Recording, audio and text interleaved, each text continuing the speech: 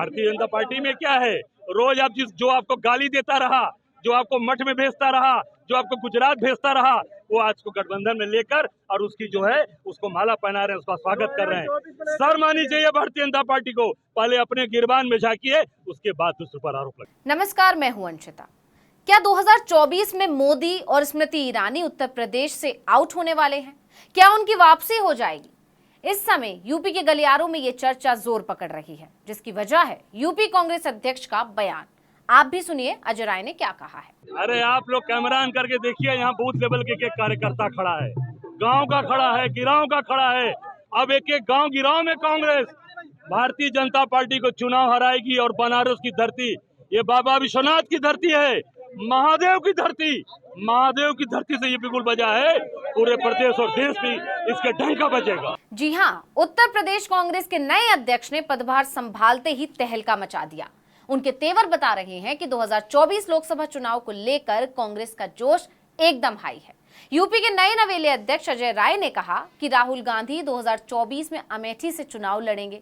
Amethi seat का जिक्र जैसे ही आया, चर्चा गर्मा गई है, क्योंकि इस सीट पर हमेशा से कांग्रेस का ही कब्जा रहा था। यहां तक कि 2014 में भी बीजेपी ने इसे हासिल करने की कोशिश की थी, लेकिन मुंह की खानी पड़ी थी। हालांकि 2019 में बीजेपी को सफलता मिली और कांग्रेस की परंपरागत सीट उसके हाथ से निकल गई। स्मृति ईरानी ने जीत हासिल की, लेकिन अब कांग्रेस अपनी सीट वापस हासिल करने के लिए तैयारी में जुट गई है। पार्टी ने ऐलान कर दिया है कि एक बार फिर राहुल गांधी अमेठी से ही चुनाव लड़ेंगे। प्रदेश अध्यक्ष ने अपने इस बयान के साथ ही स्मृति ईरानी पर भी निशाना साधा। उन्होंने स्मृति ईरानी का वही बयान दोहराया जिसमें उन्होंने 13 रुपए किलो चीनी देने का दावा किया था। ईरानी खुदे बौखला गई हैं, 13 रुपए किलो में चीनी दिलवा रही थी, दिलवा पाई?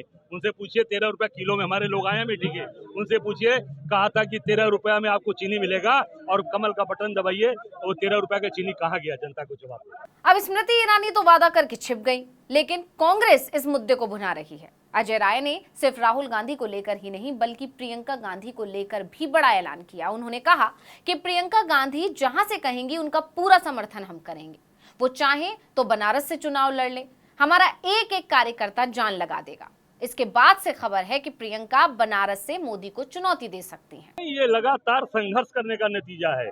जेल किसने काटा, रासुका किसने झेला, कौन लगातार संघर्ष कर रहा है, कौन सब इनको हर मुद्दे पर इनका जो एक्सपोज करता रहता है, वो एक अजय राय, राहुल गांधी का सिपाही, राहुल गांधी का कार्यकर्ता, हर जगह इनकी सारी चीजों को, जो प्रधानमंत्री मोदी के खिलाफ हम लोगों ने बनारस में लड़ाई लड़ी, ये लड़ाई अब चंदौली से लेकर गाजियाबाद तक पूरे प्रदेश में। राहुल जी अमेठी से चुनाव लड़ेंगे? बिल्कुल, राहुल गांधी अमेठी से लड़ेंगे। अमेठी के लोग यहाँ हैं और जहाँ से प्रियंका गांधी जी की इच्छा बनारस अगर होगी, हमारा एक एक कार्यकर्ता उनके लिए जान लड़ा। सिर्फ ये ही नहीं, अजय राय ने केंद्रीय जांच एजेंसियों का दुरुपयोग करने को लेकर भी केंद्र की मोदी सरकार पर निशाना साधा। उन्होंने कहा कि इस प्रदेश में सबसे ज्यादा मुद्दा बेरोजगारी, महंगाई और लोगों को डराकर अपने साथ लेने का है।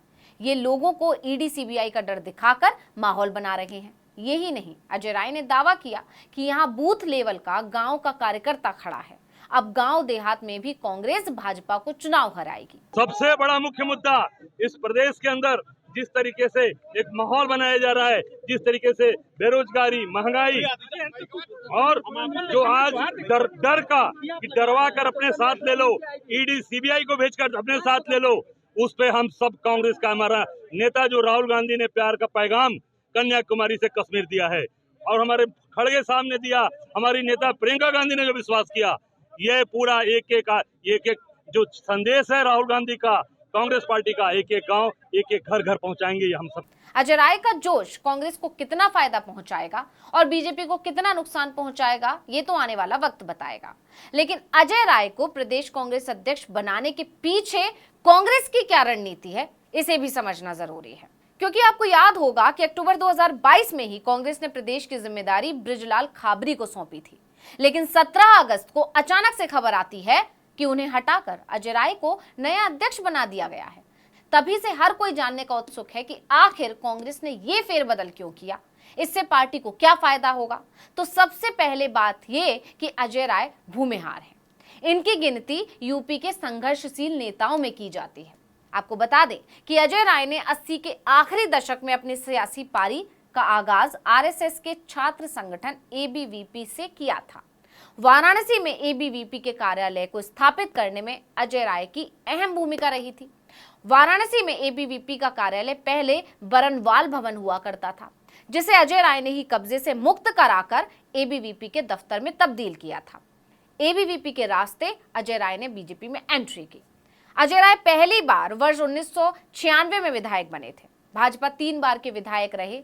इसके बाद 2009 में उन्होंने भाजपा का साथ छोड़कर सपा में गए और बाद में वर्ष 2012 में उन्होंने कांग्रेस का दामन थाम लिया। अब क्योंकि इनकी छवि कट्टर हिंदूवादी नेता की रही है, इसलिए बीजेपी के हिंदू कार्ड की काट करने के लिए भी कांग्रेस ने यह दांव चला है। पूर्वांचल की राजनीति में ये एक जाना पहचाना नाम है। इनका अच्छा खासा प्रभाव है, इसलिए भी पार्टी ने पूर्वांचल पर फोकस करने और सवर्ण वोटरों को साधने के लिए ये फैसला किया है। पूर्वांचल के वाराणसी से होने के कारण अजय राय इस इलाके में कांग्रेस को मजबूत करने के लिए बहुत उपयोगी साबित हो सकते हैं। अजय राय ने मोदी के खिलाफ 2014 और 2019 में वाराणसी सीट से लोकसभा चुनाव भी लड़ा था। अब बात करें भूमिहारों की, तो पूर्वांचल में भूमिहार ब्राह्मणों की बड़ी संख्या है। ऐसे में अजय के जरिए ये बड़ी आबादी कांग्रेस के साथ जुड़ सकती है। इसके साथ ही ब्राह्मण वर्ग भी कांग्रेस के साथ जुड़ सकता है, क्योंकि प्रदेश में ब्राह्मण समुदाय इस समय लगभग सभी दलों से नाराज है। इसलिए उसने सबसे दूरी बना ली है। इस नाराजगी की वजह यह है कि प्रदेश में कोई राजनीतिक दल ब्राह्मणों को उचित मान सम्मान नहीं दे रहा है। इसलिए यह समुदाय अब विकल्प की तलाश कर रहा है। इन्हीं वजहों से माना जा रहा है कि कांग्रेस ने बहुत सोच समझकर अजय राय को अपना अध्यक्ष बनाया है। कांग्रेस को इनके जरिए अपने कोर वोट बैंक के जुड़ने की उम्मीद है, क्योंकि एक समय था जब कांग्रेस का परंपरागत वोटर ब्राह्मण, भूमिहार, मुस्लिम और दलित माना जाता था। कांग्रेस अब फिर से उन सब को अपने पाले में लाने की कोशिश कर रही है। यानी अजय राय के जरिए कांग्रेस ने बीजेपी की काट ढूंढ ली है और अध्यक्ष बनते ही अजय राय ने जो ऐलान किया है, हो ना हो, उसने बीजेपी खेमे में तहलका जरूर मचा दिया होगा। अब देखना होगा कि 2024 में स्मृति ईरानी अमेठी से ही लड़ेंगी या इस ऐलान के बाद बीजेपी इनकी सीट बदल देती है। तो इस वीडियो में इतना ही। आपसे अनुरोध है कि यूट्यूब पर हमारे चैनल आर्टिकल 19 इंडिया को सब्सक्राइब कीजिए, फेसबुक पर लाइक कीजिए और कमेंट करके बताइए आपको हमारा ये वीडियो कैसा लगा। आने वाले दिनों में हम और किन मुद्दों पर वीडियो बनाएं ये भी जरूर बताइएगा। ट्विटर हैंडल है आर्टिकल 19_इंडिया, इसको भी फॉलो कर लीजिए। नमस्कार।